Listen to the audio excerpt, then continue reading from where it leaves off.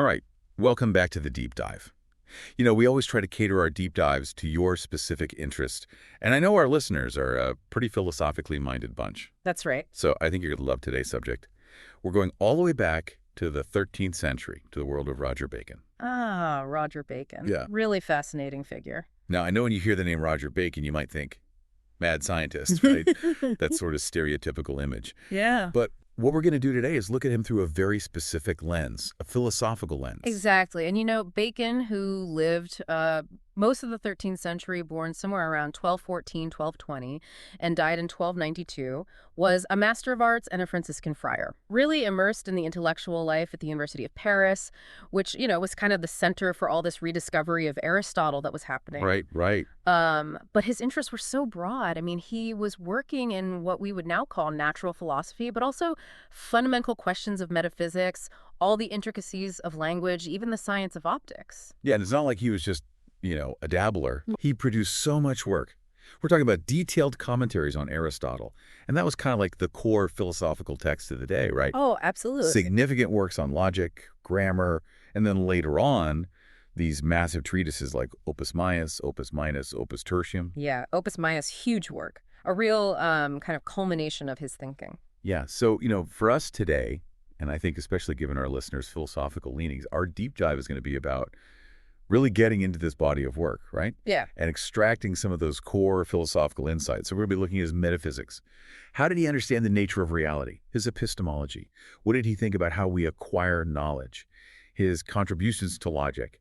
And then his views, and I find this particularly interesting, on the relationship between philosophy and what we would now call science. Right, yeah. I mean, it was really just starting to emerge in his time as a distinct way of approaching the world. But you can already see in his work that tension, right? Yeah. Between sort of these philosophical ways of knowing and then what was becoming this more systematic, empirical investigation of the world. And it's interesting because when you look at Bacon from a modern perspective, it's almost like we're seeing two figures. You have the philosopher grappling with these big questions of existence. And then you have this kind of proto-scientist, this figure who's really advocating for observation and experimentation. And it's really striking that it's only fairly recently that scholars have really started to do in-depth analyses of his philosophical work, that real deep dive into his metaphysics and epistemology. That's true, yeah. The popular image of Bacon, especially in the 19th century, was very much focused on him as this kind of forerunner to modern science. Yeah. This was really promoted by people like William Whewell. But, even that interpretation has been really contested. There were thinkers like Lynn Thorndike and Pierre Duhem who really question, was he really that original? What was the actual role of observation in his work? Yeah, so this question of whether he really anticipated modern science, it's not so simple, right? Yes. Way more complicated than that. I mean, you even have later philosophers like Heidegger, for example. Right. Heidegger argued that Bacon completely lacked that post-Galilean mathematical framework that, for Heidegger, is what really characterizes modern science, that mathematical way of projecting nature. Right. And I think what's so interesting here philosophically is how different thinkers have really latched onto different aspects of Bacon's project. So while Heidegger saw this really fundamental divergence, Crombie, for example, he argued for a kind of medieval intellectual lineage to modern science, right? Yeah. And he pointed to people like Robert Grosseteste and Bacon as making important contributions, especially to the more qualitative aspects of scientific inquiry. Right. Thomas Kuhn, famously, saw a real methodological connection between medieval and early modern science through Bacon, his emphasis on certain kinds of procedures. And then you even have someone like Schramm, who really credits Bacon with playing the significant role in early conceptions of laws of nature. So it's less about a kind of simple yes or no answer. Right. To the question of whether he was modern, and more about understanding his specific place within this long and, I imagine, very complex evolution of thought about how we understand the world.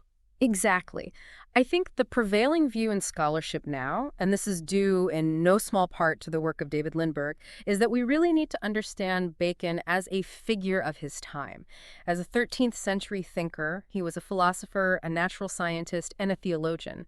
And I think what we recognize now is this real continuity between his engagement with Aristotle, which was kind of the foundation for his philosophical framework, and then his later explorations in the sciences. And this brings us to his early work, particularly his writings on grammar and logic. Now, is it fair to even call Roger Bacon a philosopher of language? Yeah. Because it sounds like his conception of grammar goes way beyond just the rules of Latin. Oh, absolutely. It's so much more than that. It's incredibly complex and really philosophically rich.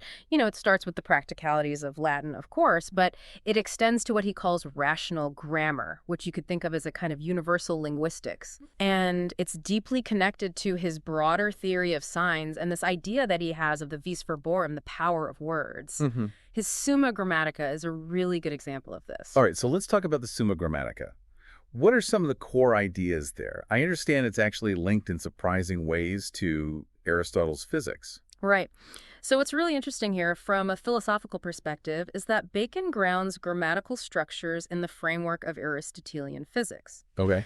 He's operating under this principle, which was common at the time, that art imitates nature.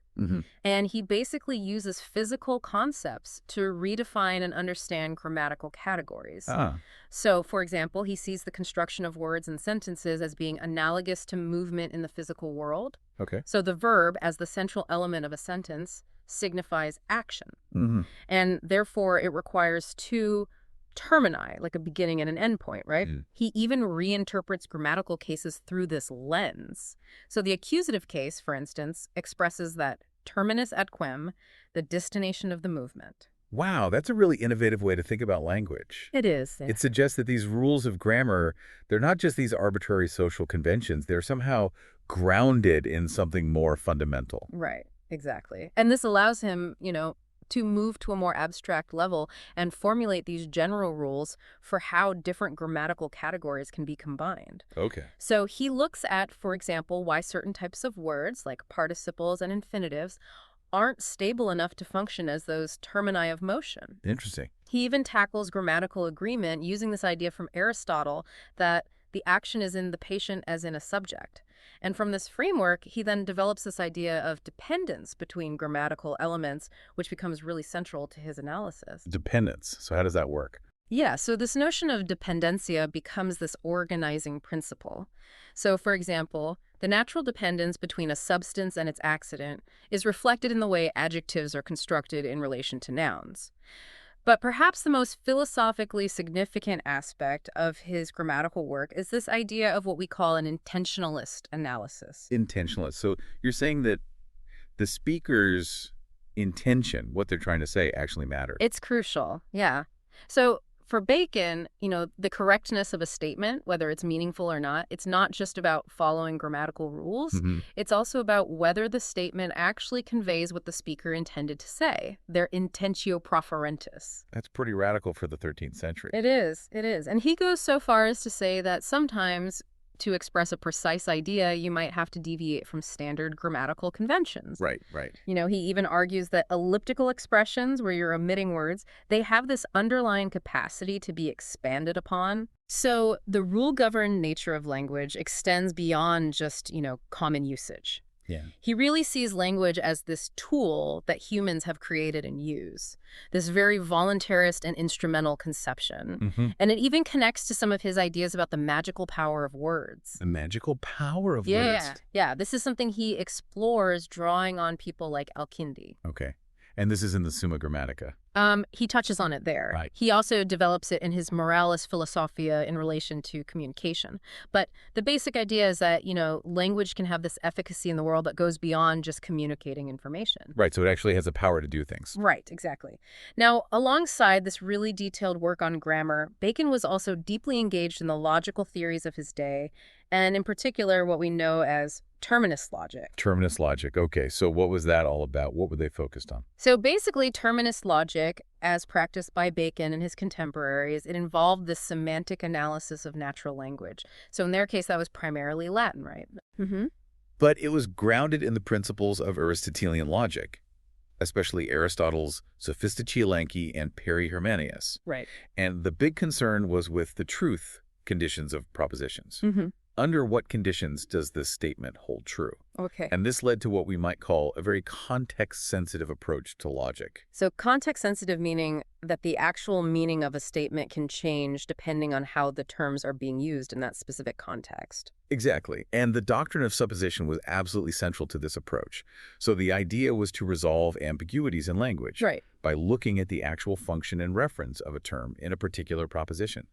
A single word could have multiple suppositions, different ways that it could stand for something. Mm-hmm. And understanding these nuances was really key for avoiding logical fallacies, whether that was coming from simple ambiguities in language or more complex issues in quantification. So for Bacon, the analysis of equivocation, where a word can have multiple meanings, that was a really important part of logic. Absolutely. And, there was this growing tendency at the time, especially among the modists, to think that grammatical structures directly reflected the objective structure of reality. Mhm. But Bacon, he really pushed back against that. He said, we still need to rigorously analyze equivocation. Yeah. We need to pay attention to the fact that language is dynamic, it's changing, Mm. shifts in meaning can happen in very subtle ways.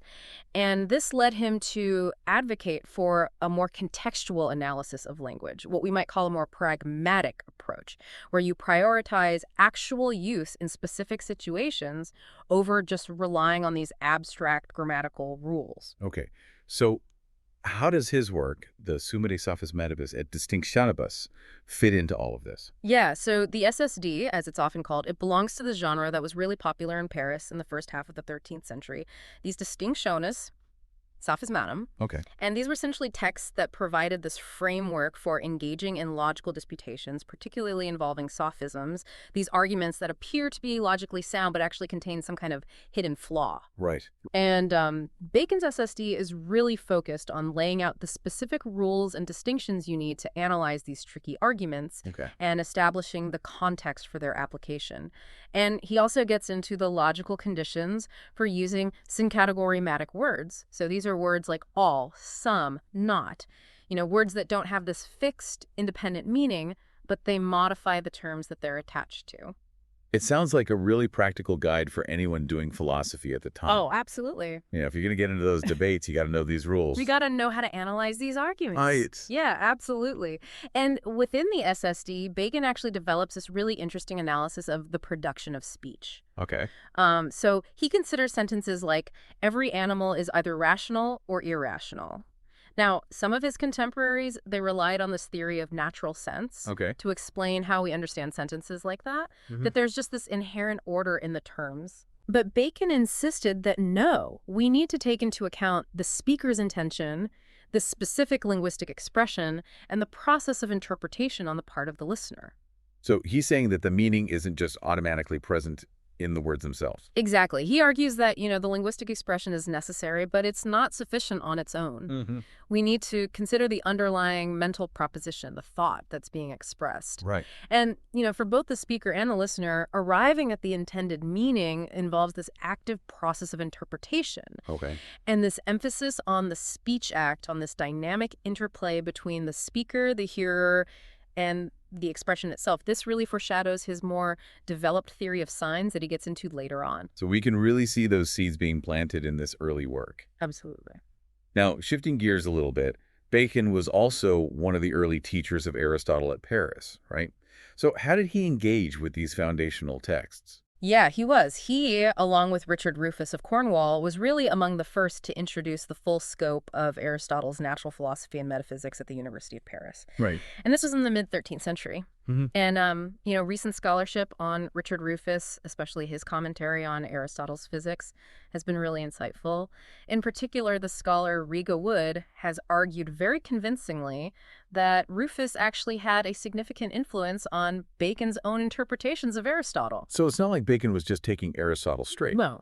He was really working with and building upon what his contemporaries were doing with these texts. Exactly, yeah. And in his engagement with Aristotle, Bacon developed his own views on the nature of knowledge.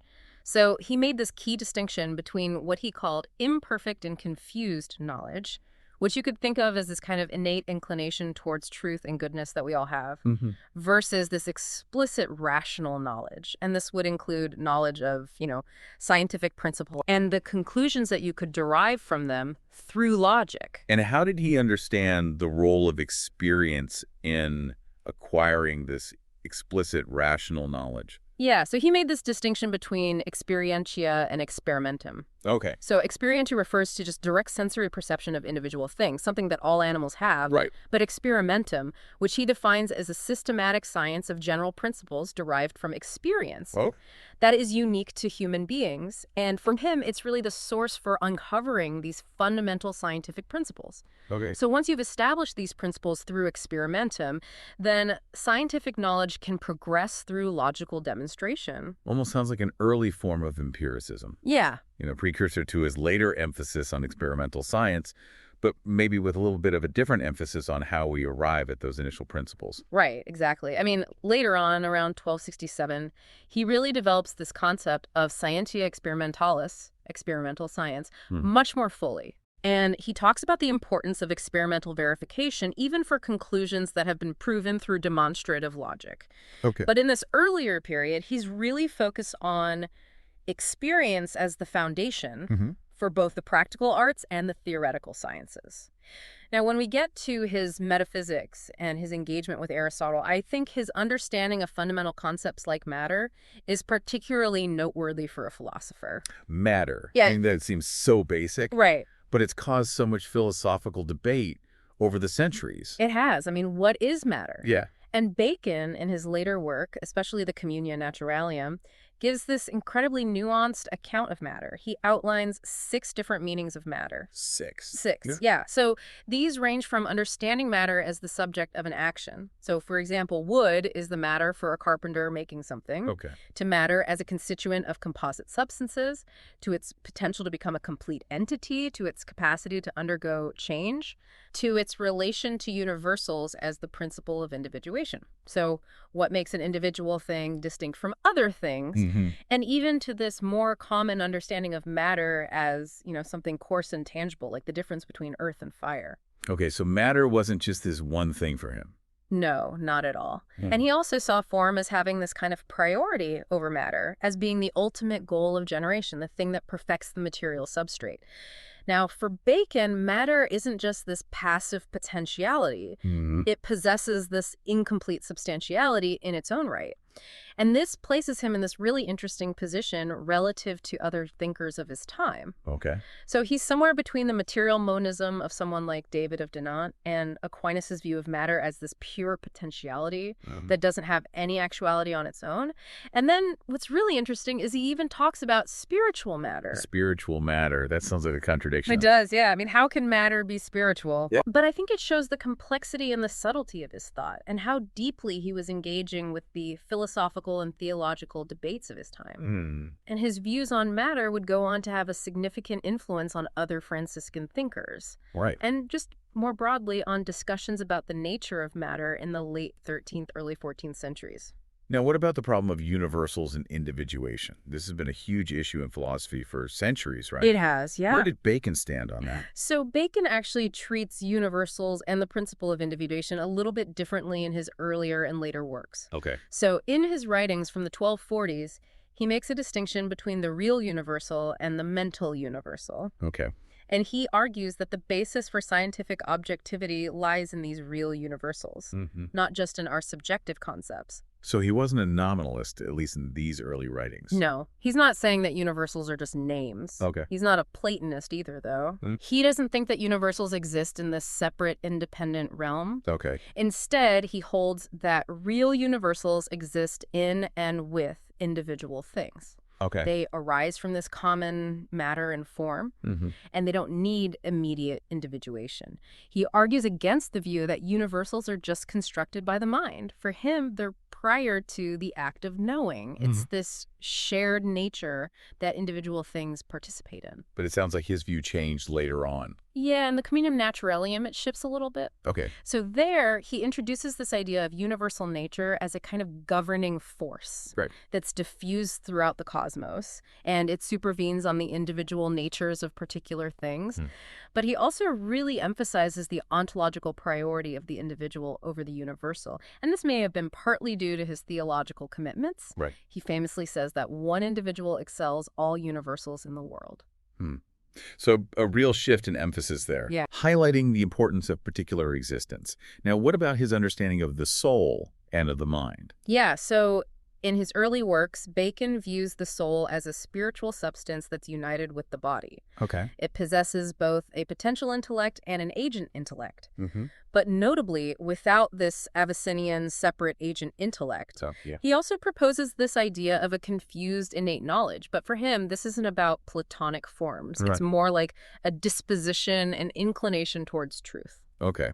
And did this view of the soul and intellect change in his later writings as well? It did, yeah. So in the Communia Naturalium and the Opus Maius, Bacon really aligns himself more closely with the view that the agent intellect is, in fact, God. Okay. And he criticizes those who see the potential and agent intellect as just parts of the human soul. Mm-hmm. His treatise, Distinctio Tertii Anima, gives us this fascinating look into the debates that were going on at the time about the soul, especially the question of the unity of the intellect.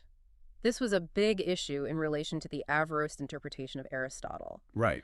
And Bacon actually sides with people like Bonaventure and John Petcham in their opposition to Siger of Brabant. Okay. So again, we see him really immersed in these debates Yeah. and sometimes revising his own positions, really engaging with these fundamental issues. Now, let's move on to another fascinating aspect of his thought that I think is particularly relevant to a philosophical audience, and that's his theory of science. Can we say that Bacon basically laid the groundwork for what we now call semiotics? Oh, I think you absolutely can. Bacon's later work really goes into language, grammar, semantics, and especially semiotics. This is particularly evident in his treatise De Signis. Okay. And his proposals in this area were really quite groundbreaking for his time. He even advocated for the study of what he called wisdom languages, Hebrew, Greek, and Latin, in the university curriculum. So for him, language wasn't just a practical tool. No, it was much more than that. It had this philosophical significance. Right, yeah. And when it comes to his theory of the sign, Bacon really synthesizes Aristotelian and Augustinian insights. Oh. He also draws on elements of Stoic logic as transmitted through Augustine. Right. And he moves beyond this traditional medieval definition of a sign as just something that stands for or represents something else. Mm-hmm. Instead, he defines a sign as that which, offered to the senses or to the intellect, represents itself to that intellect. So it's not just about an external object, right? No. It can also be about our internal mental states. Right, and he includes passiones, anime, or mental concepts, as a type of sign that's offered only to the intellect. Wow. Yeah, it's a much broader definition than just something that points to an external object. And he famously argued that the sign is in the predicament of relation, Okay. which means that its essence is tied to the interpreter, the one for whom it signifies, rather than just to the thing being signified. So the act of interpretation becomes really central. Yes, absolutely. And he's even reversing the priority that a lot of theologians at the time were giving, where they emphasize the sign's relationship to the object. Okay. He's saying, no, it's really about the interpreter. Something is not a sign unless it can be understood by someone. That communicative relationship is fundamental. Right. And he gives a very detailed classification of signs, Okay. distinguishing between what he calls natural signs, which signify because of a natural connection, so things like concomitance, resemblance, or cause and effect, Mm-hmm. and then intentional signs, which are produced deliberately. And these can be produced either conventionally, like linguistic signs, Okay. or naturally in the mode of effect, so like groans of pain or the sounds that animals make to communicate. So he's really trying to create this whole framework for how meaning is made. He is. And what's really significant is that he departs from the traditional semiotic triangle, Right. which puts concepts as mediating between signs and objects. Okay. This is a model that you can trace back to Plato and Aristotle. But Bacon says, no, the sign refers directly to the object. So it's a much more direct extensional relationship. Huh. And this arguably paves the way for nominalism. It does, yeah. The semiotician Umberto Eco even argued that Bacon really dismantles the mediating role of concepts in the sign relation. Wow. That's a pretty big shift in how we think about language and reality. It is. Now, how does all of this philosophical work connect with his interest in science? How did these two things come together for him? Yeah, so the interplay between his philosophy and his scientific work is really crucial. Hmm. So in Opus Maius, particularly part 4, he makes this big argument for the importance of mathematics, and Oh. especially geometry, as the key to understanding the natural world. Hmm. He sees mathematical reasoning as essential for true knowledge, especially in optics. So it's not just abstract, it's actually about the real world. Exactly. And he's also very interested in astronomy and astrology. Okay. And he's working within this medieval context of these ongoing debates about fate and human freedom. And he draws a lot on Islamic authorities in these areas. Mm-hmm. Now, his major work on physics, De Multiplicationis Speciorum, Oh. develops this whole doctrine of physical causation Mm. that's based on the physics of light. And he's aiming for explanations that are independent of just psychological or religious interpretations. And in this context, species doesn't mean biological species. Okay. It refers to the force by which an object acts on another object. Oh, wait, right. And then his work on optics, the Perspectiva, also applies mathematical principles to the study of vision. He draws inspiration from Alhazen, but he's also critical. Yep. And this is more than just a technical treatise on optics. It's really a physics of light Mm-hmm. that underpins his whole philosophy of perception and how the mind works. Okay. And what's really important is that he introduces this idea of laws of reflection and refraction, and he calls these leges communes nature, common laws of nature, Right. which is really this concept that has this huge impact on the development of experimental science later on. It's like he's really trying to establish these mathematical and empirical foundations for understanding how the world works. Yeah, absolutely. And then in part 6 of Opus Maius, which focuses on Scientia Experimentalis, experimental science, Okay. Bacon lays out this distinct methodology that combines mathematical reasoning with detailed descriptions of experience. Right. And he distinguishes this approach both from magical practices and from just pure philosophical inquiry into nature. Okay. And he uses the example of the rainbow. Mm-hmm. And he gives this mathematical calculation of its maximum elevation based on observation and geometry. Oh, And he also recognizes that experimental science can have all these practical applications, right. like discovering new instruments, medical cures, even military technologies. Right. He mentions the work of Petrus Peregrinus on magnetism as an example. So again, we see that combination of the theoretical and the practical. Absolutely. And then finally, in part 7 of Opus Maius, which is called Moralis Philosophia, Mm. this covers a whole range of topics, including philosophy of religion, social philosophy, virtue theory, rhetoric, Mm. and it's all focused on the study of human action. And he draws a lot of inspiration here from Plato, Aristotle, and the Stoics. So it's clear that Bacon was this true polymath. His philosophical interests are really interwoven with his investigations of the natural world and with his theological commitments as well.